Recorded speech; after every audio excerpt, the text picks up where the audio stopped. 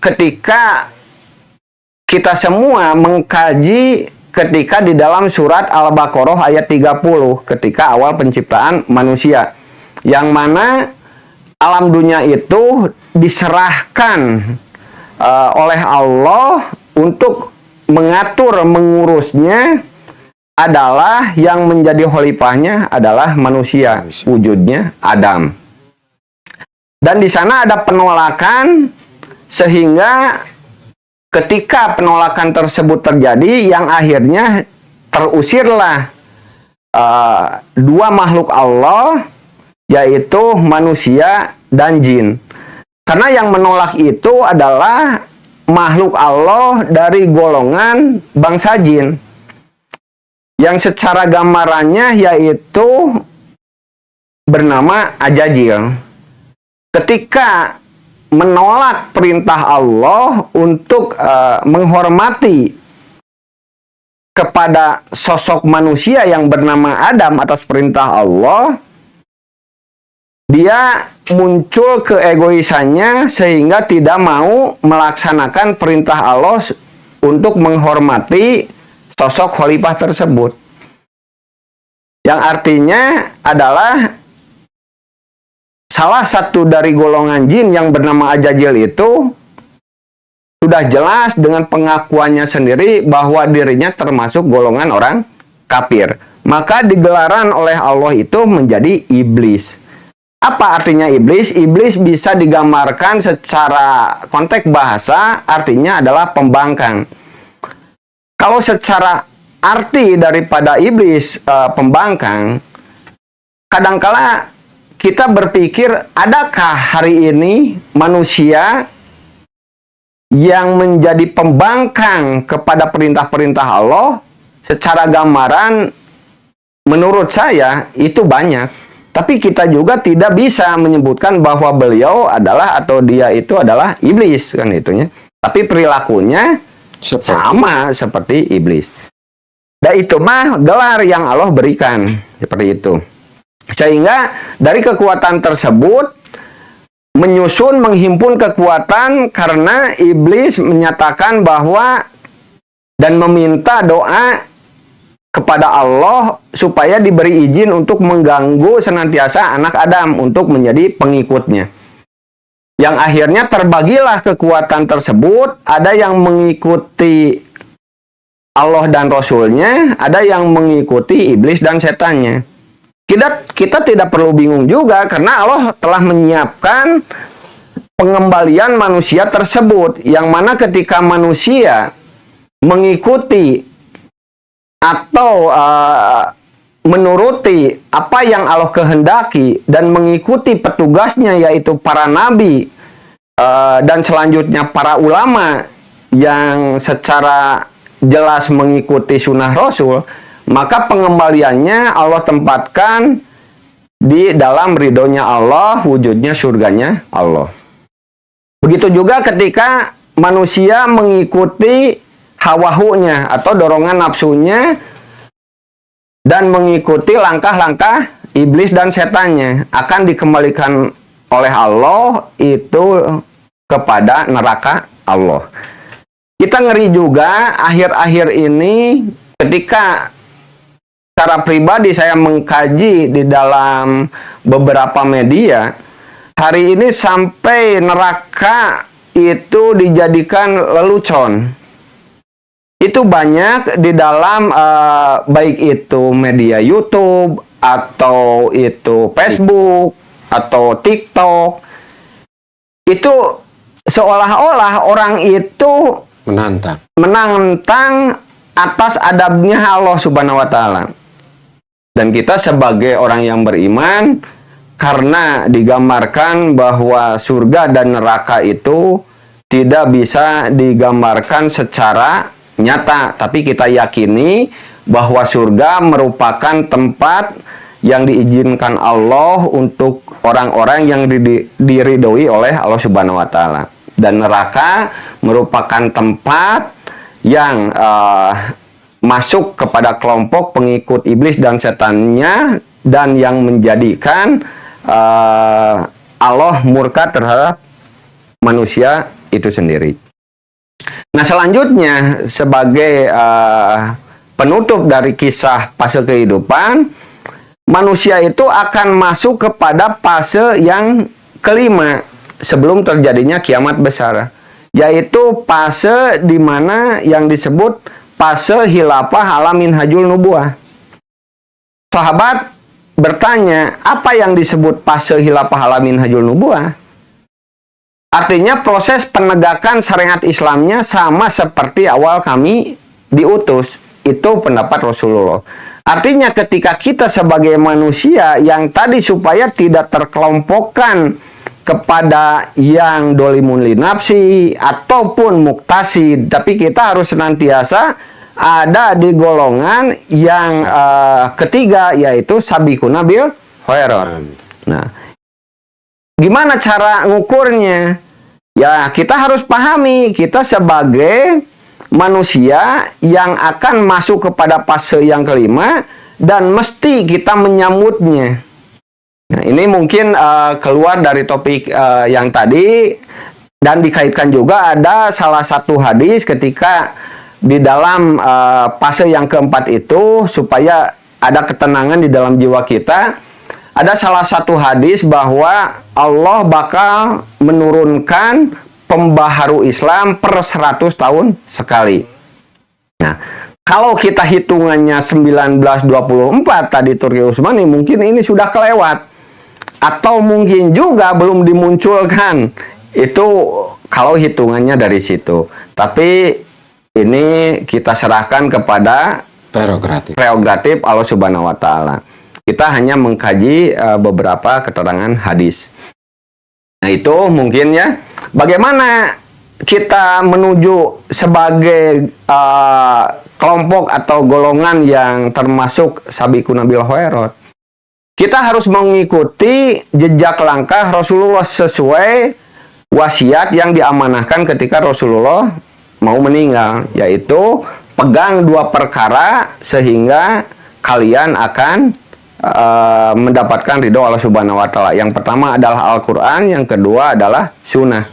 Itu mungkin yang disampaikan oleh Nabi kita, Nabi Muhammad Shallallahu Alaihi Wasallam. Nah, kita kaji bagaimana cara Rasulullah di dalam sirah nabawiyah. Secara umum Nabi Muhammad itu hidup di dunia itu 63 tahun secara umumnya.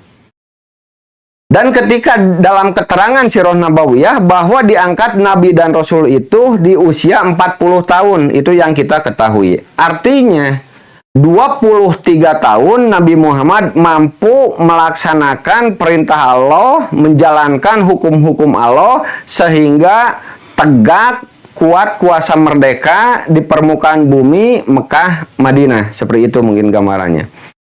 Artinya kita kaji beberapa langkah yang dijalankan oleh Nabi kita semua dalam kurun waktu 23 tahun bisa sampai ke menjalankan hukum Allah sehingga menyebarlah ajaran Islam atau sistem Allah kepada kita semua. Yang kita ketahui secara umum ada 7 tahapan Rasulullah Shallallahu Alaihi Wasallam. Dimulai yang pertama dengan bid'ah. Apa bid'ah? Bid'ah itu adalah diangkat atau diutus. Artinya kita mesti mempunyai legalitas bahwa diri kita termasuk orang yang sudah bertransaksi dengan Allah atau tidak hanya sebatas mengakui, tapi diakui juga oleh Allah sebagai estafeta kerisalahan perjuangan Islam di akhir zaman. Yang mana kita ketahui Nabi Muhammad itu langsung dengan Allah bisa. Bagaimana kita? Ya jelas kita semua harus juga ada kejelasan bahwa kita itu termasuk orang yang diangkat atau diutus menjadi petugas Allah dalam melaksanakan jihad fisabilillah. Itu karena kondisi Islamnya tadi, sistem dunia ada di posisi kita semua di fase yang keempat. Yang mana di dalam fase keempat itu yang namanya fitnah di mana-mana. Yang hak bisa jadi salah atau batil, yang batil bisa dikatakan benar. Itulah yang terjadi. Dan kita mesti dan wajib memperjuangkan sehingga hukum Allah tegak kembali. Dan itu skenario Allah. Mau ridho dan tidaknya manusia yang ada di alam dunia, untuk ukuran Allah itu senantiasa tidak ada hal yang mustahil. Tapi bagaimana caranya kita termasuk orang yang masuk kepada skenario Allah Subhanahu wa Ta'ala. Itu mungkin gambarannya ya. Yang kedua, Rasulullah itu dakwah akidah. Ketika kita ketahui kurun waktu 23 tahun itu, ketika diangkat Nabi dan Rasulullah dan Rasul itu di Mekah 13 tahun, di Madinah atau Yasrib itu 10 tahun. Bagaimana cara dakwah Rasulullah yang pertama, yaitu dakwah akidah. Artinya mengikat manusia agar siap menerima aturan Allah sebagai aturan hidupnya. Yang mana pada kala itu kondisi Mekah itu orang-orangnya secara pengakuannya itu adalah pengikut milah Ibrahim. Artinya kalau kita sadar bahwa Nabi Ibrahim atau nabi-nabi sebelumnya juga beragama Islam, karena Allah tidak membuat agama atau aturan atau sistem di luar aturan Islam. Nah, berarti orang tersebut mengaku ketika milah Ibrahim, berarti sama pengakuannya menjadi seorang Muslim gitu.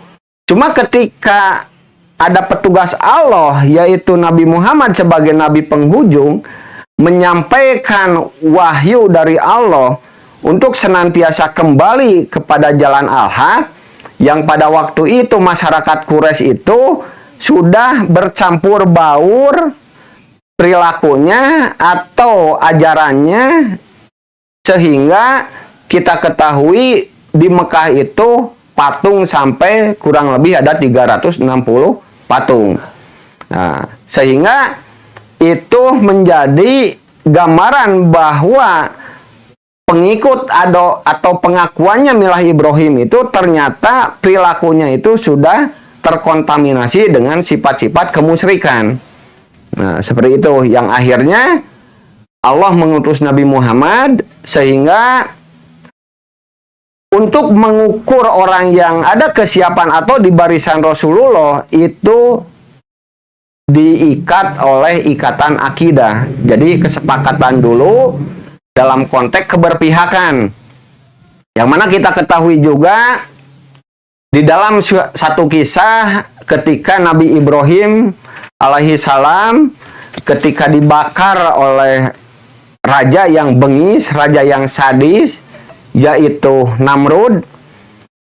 Ketika dibakar, di sana digambarkan ada dua binatang. Yang pertama ada semut yang secara umum, yang kedua ada cecak. Ya, cecak. Manuk. Nah, gambarannya di sana cicak itu senantiasa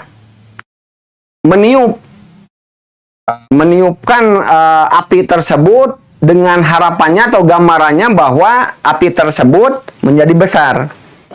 Kemudian hewan yang satu lagi justru mencari air untuk memadamkan api tersebut. Walaupun gambaran tersebut hal yang mustahil dilakukan oleh dua hewan tersebut, tapi ibroh untuk kita semua, posisi ada di keberpihakan yang mana. Nah, itu kita gambarkan bahwa yang satu mah justru menjadi pengkhianat, yang satu menjadi pembela atau di barisan Nabi Ibrahim alaihi salam.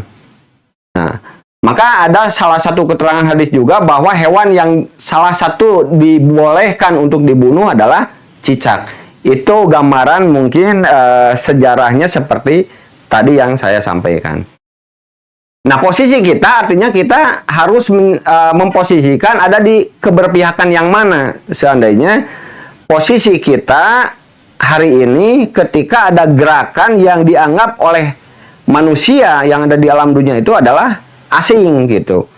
Tadi keterangan hadis juga awal perkembangan Islam itu dianggap asing, dan di akhir zaman juga senantiasa akan kembali bakal dianggap asing. Berbanggalah bagi orang yang dianggap asing, kan seperti itu. Kemudian ketika setelah dakwah akidah pengikatan, maka Nabi Muhammad melaksanakan proses dakwah, dan dakwah itu terbagi menjadi dua. Yang pertama, dakwah secara konteks kondisi Makkiyah dan secara konteks Madaniyah. Bagaimana cara konteks berdakwah di kalangan kondisi Makkiyah? Yang mana kita ketahui pada waktu itu apa Madinah dan Makkiyah? Madinah itu tempat wilayah yang sudah berjalan hukum Allah. Kalau Makkiyah tempat wilayah yang belum berjalan hukum Allah. Nah, kepada orang-orang Mekah itu Rasulullah menggambarkan konteks teknis dakwahnya itu adalah syariatu dakwah wa syariatu tandim. Dan yang kedua, jahriyatu dakwah wa syariatu tandim. Apa artinya? Syariatu dakwah wa syariatu tandim adalah dakwah door to door, struktur disembunyikan. Karena kita pada waktu itu belum terhimpun kekuatan yang beriman. Nah, yang kedua, jahriyatu dakwah wa syariatu tandim. Dakwah terbuka tapi tetap struktur dibukakan. Dan itu tidak mesti dilakukan oleh semua pejuang Allah atau pengikut Nabi Muhammad. Nah, di sana digambarkan salah satunya Abdullah ibnu Mas'ud ketika mampu berdakwah secara jahriyah di pasar, dan pada waktu itu karena bengisnya musyrikin Mekah yang akhirnya dia terkena siksa. Nah, selanjutnya dakwah periode Madaniyah. Yang mana dakwah periode Madaniyah itu adalah jahriyatu dakwah wa jahriyatu tandim, dan jahriyatu tandim wa jahriyatu daulah. Artinya kepada orang-orang yang sudah masuk di dalam barisan Rasulullah, itu dakwahnya itu artinya kalau kita ini kan sama, artinya pembinaan atau pengkualitasan. Yang mana pola dakwahnya itu adalah dakwah terbuka, struktur dibukakan, tahapannya itu.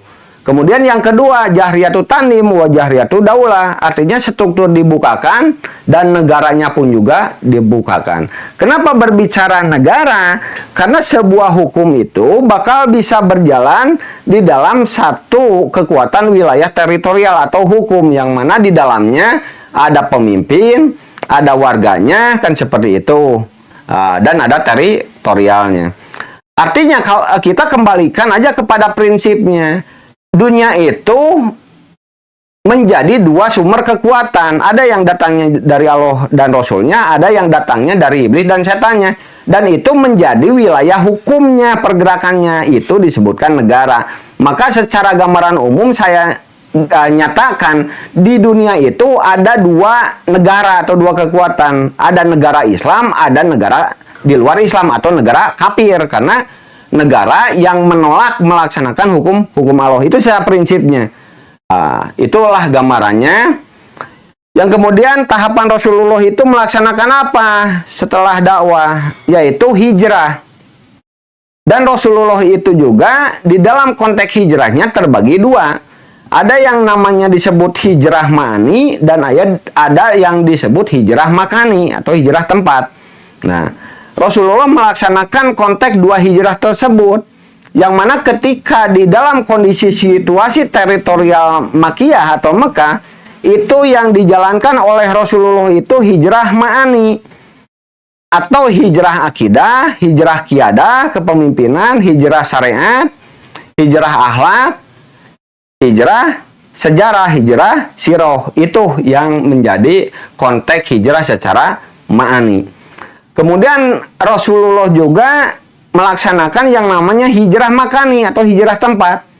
Yang mana kita ketahui hijrah makani juga tidak langsung ke Yasrib, yang langsung ketika terhimpun kekuatan dan diproklamasikannya negara Islam, yaitu negara Madinatul Rasul dengan piagam Madinahnya. itu tidak serta-merta langsung ke Yasrib. Kita ketahui hijrah Rasulullah itu yang pertama itu ke Thaif atau Bani Sakif. Kenapa beliau hijrah ke Bani Sakif atau ke Thaif? Nah, secara alur nasab bahwa Bani Sakif itu yang ada di Thaif itu, alur nasabnya itu adalah masih ikatan saudara dengan Rasulullah. Sehingga ketika perkembangan Islam kepada saudara senasab, dengan harapan itu tidak akan terjadi apa-apa. Nah, cuma yang terjadi bukan seperti gambaran itu, karena itu mah hasil ijtihad Rasulullah, bukan atas perintah Allah. Nah, ketika hijrah ke Bani Sakif atau ke Thaif. Sehingga kita ketahui kenapa ada penolakan di Thaif, dikarenakan yang menjadi musuh Nabi Muhammad SAW juga yang merupakan saudara atau masih sama jalur nasabnya, yaitu diantaranya Abu Lahab dan Abu Jahal. Sehingga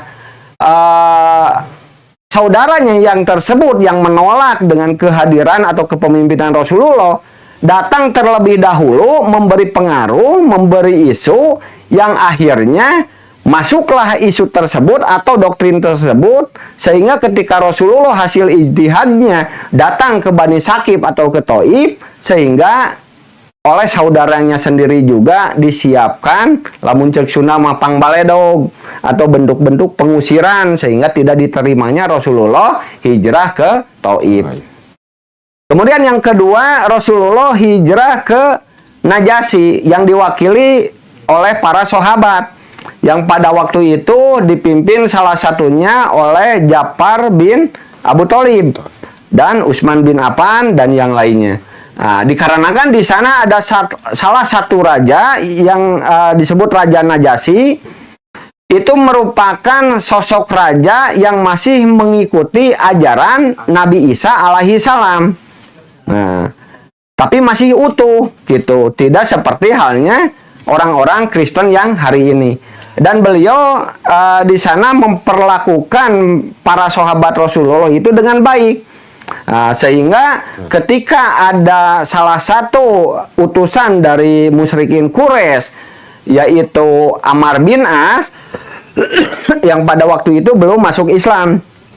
Walaupun ada kedekatan secara emosional dengan Raja Najasyi, dikarenakan penjelasan dari para sahabat Rasulullah itu lebih ilmiah dan bisa dipertanggungjawabkan, yang akhirnya Raja Najasyi melindungi para sahabat yang hijrah di Najasyi tersebut. Sehingga dikisahkan juga ketika wafatnya Raja Najasyi, Rasulullah sampai melaksanakan sholat goib, kan seperti itu. Itu untuk siapa? Itu untuk Raja Najasyi. Artinya secara hak prerogatif putusan Raja Najasyi tersebut ada di Rasulullah. Artinya segambaran bahwa beliau adalah mengikuti keberadaan atau kepemimpinan kepada Nabi Muhammad SAW. Seperti itu ya. Nah, dan kemudian atas perintah Allah yang terakhir terjadilah hijrah Makani ke Yasrib. Itu atas perintah Allah, banyak digambarkan.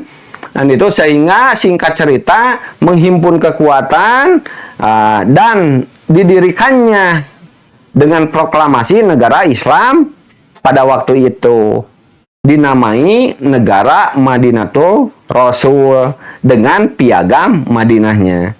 Apakah sebuah negara Islam itu mesti mayoritas seluruhnya beragama Islam? Tidak juga. Di Yasrib pada waktu itu ketika diproklamirkan negara Islam versi Rasulullah, yaitu Madinatul Rasul, itu tidak semua masyarakat Yasrib sehingga jadi Madinah itu beragamanya agama Islam. Di sana ada juga Nasrani, ada juga Majusi, kan seperti itu. Ada juga Yahudi, kan seperti itu. Itu seperti itu. Artinya ketika sepakat bahwa masyarakatnya siap dalam satu komando dalam sistem aturan bernegara, itu termasuk negara Islam. Karena yang dilaksanakan adalah sistem Islam. Artinya ciri negara Islam itu yang paling menonjol itu adalah di mana satu daerah, satu wilayah teritorial negara yang mempunyai kekuasaan itu melaksanakan hukum Islam. Itu ya. Nah, kita kaji juga salah satu ada negara di dunia ini, konteks hari ini, banyak negara-negara yang mayoritas beragama Islam. Kita ketahui Indonesia merupakan negara Islam terbesar di dunia. Dan kita ketahui juga dengan jujur bahwa Indonesia itu tidak melaksanakan sistem Islam. Itu ya.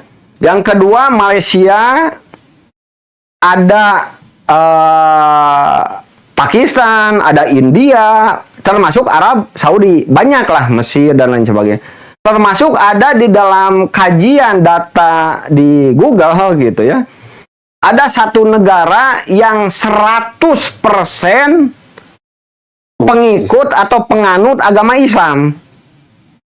Apa negara tersebut? Yaitu Maladewa. Tapi kenapa tidak disebut negara Islam?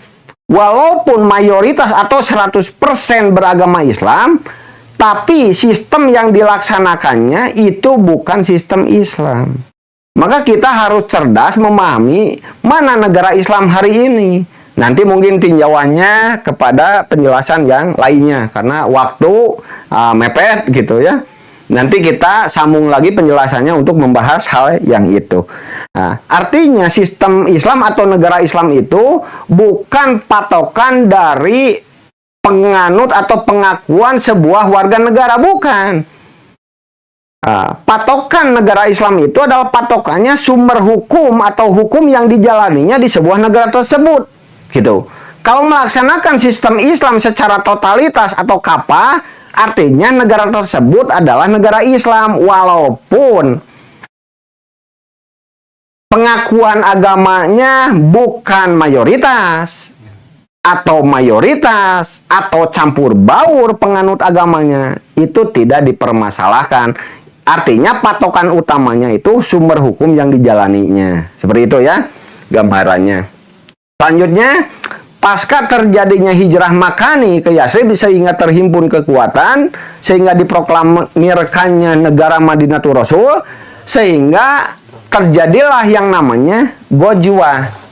Yang mana kita ketahui Ghazwah yang dilakukan oleh Nabi kita semua dari mulai perang Badar sampai ke perang Ahzab. Itu secara gambaran umumnya.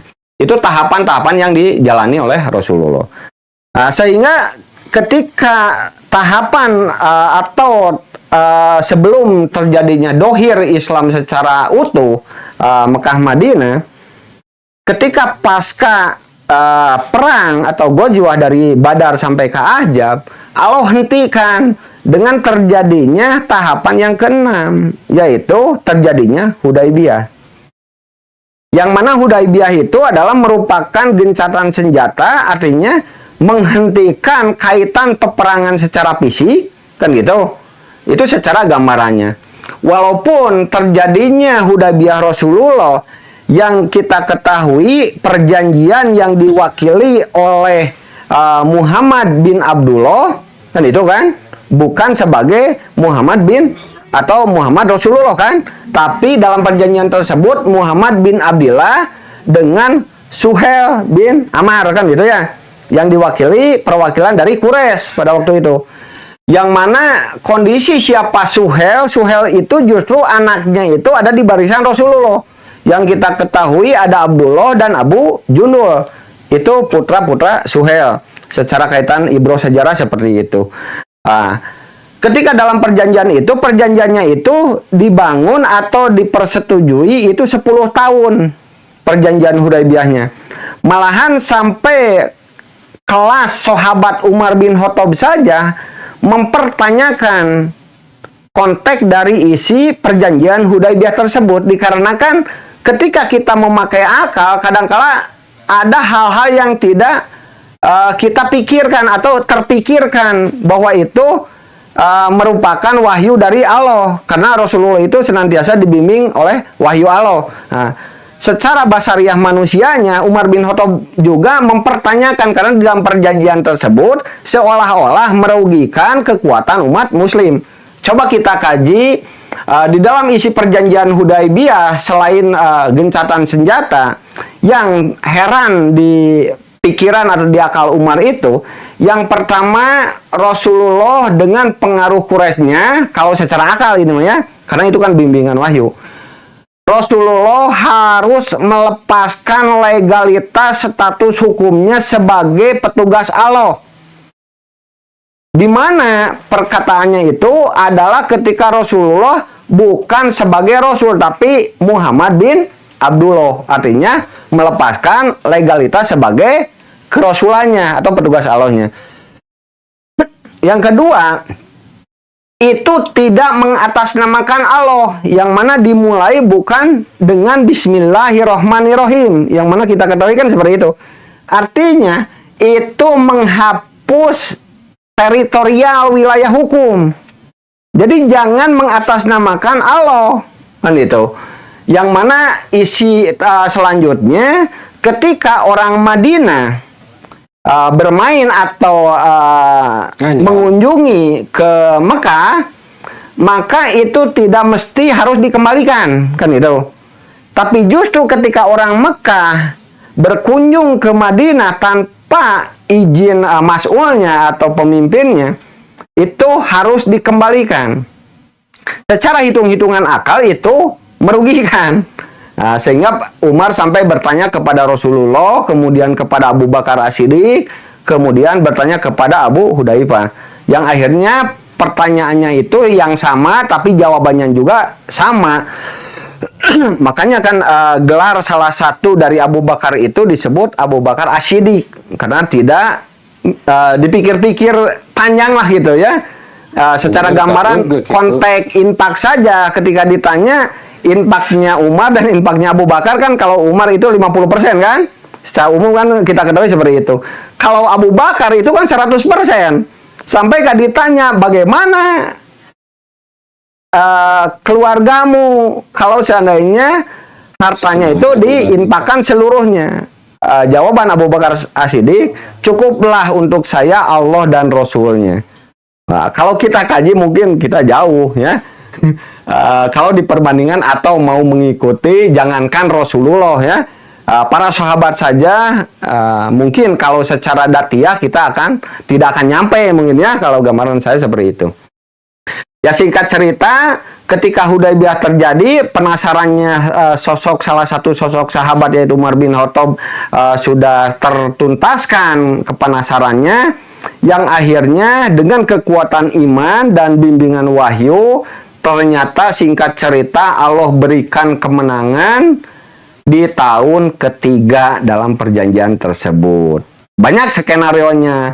Nanti penjelasannya mungkin panjang, karena di sana ada kelompok yang tidak diterima oleh Nabi Muhammad dan tidak diperbolehkan menetap di Mekah. Salah satunya itu yang dipimpin oleh Abu Basir dan Abu Jundul.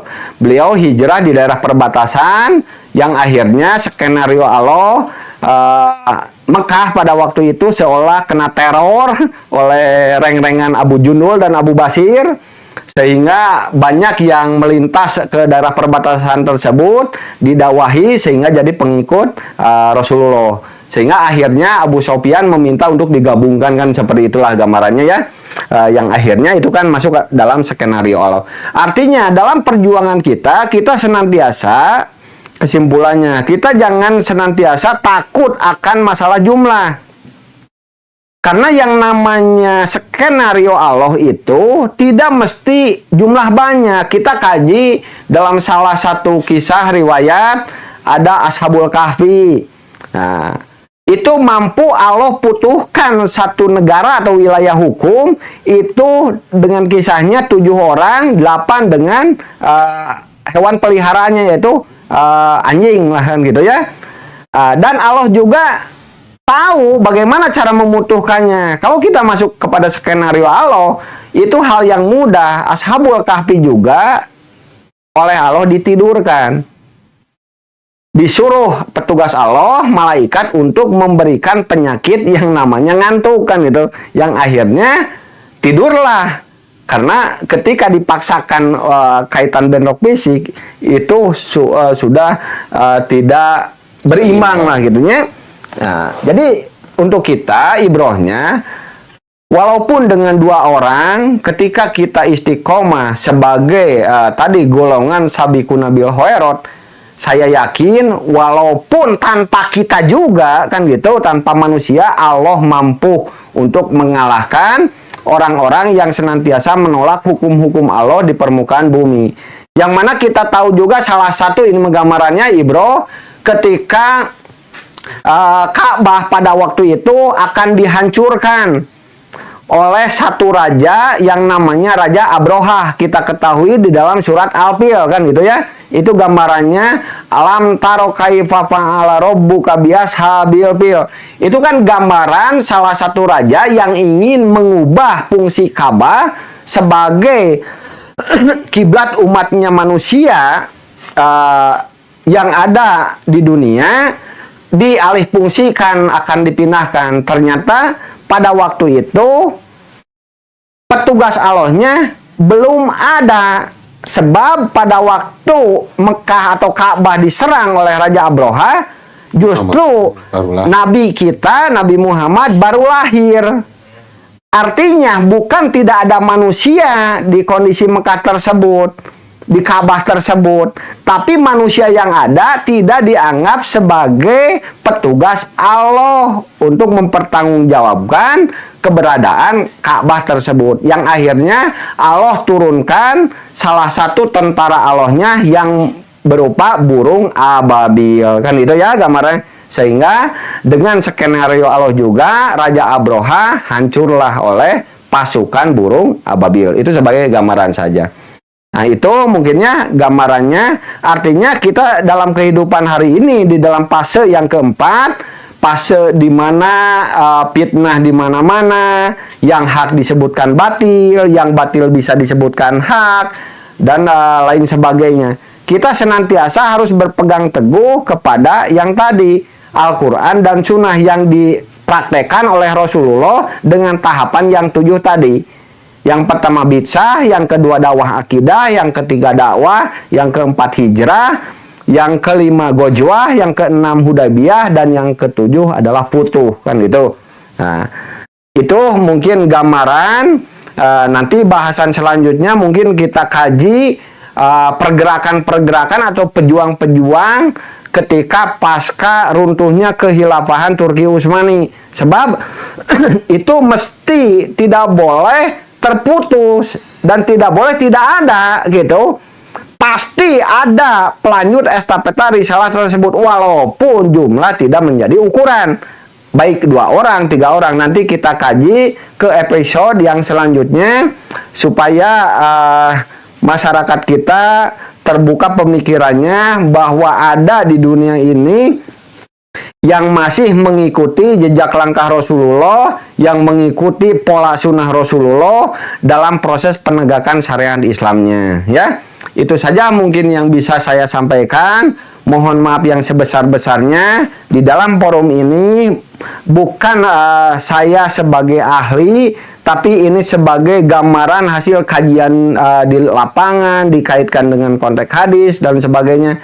Mungkin ini sebagai pembuka pola pikir kita, supaya kita berbarengan, yuk kita berbarengan, tidak boleh mengklaim siapa benar siapa salah, kita berbarengan mengikuti jejak langkah Rasulullah Shallallahu Alaihi Wasallam, supaya termasuk kepada kelompok yang senantiasa jadi penyambut gerakan atau fase yang kelima yang disebut fase khilafah ala minhajul nubuwah.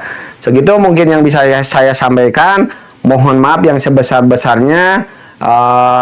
Akhirul kalam. Assalamualaikum warahmatullahi wabarakatuh.